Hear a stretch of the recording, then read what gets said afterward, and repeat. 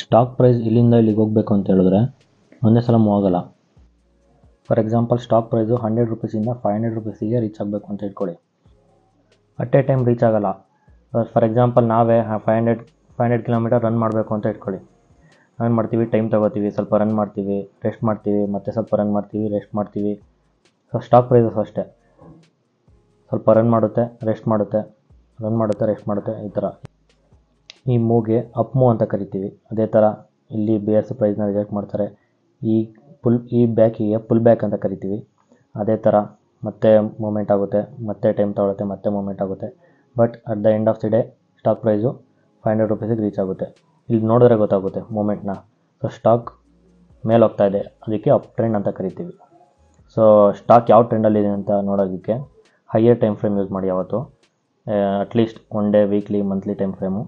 so ಕಮ್ಮಿ time frame use ಮಾಡಿದ್ರೆ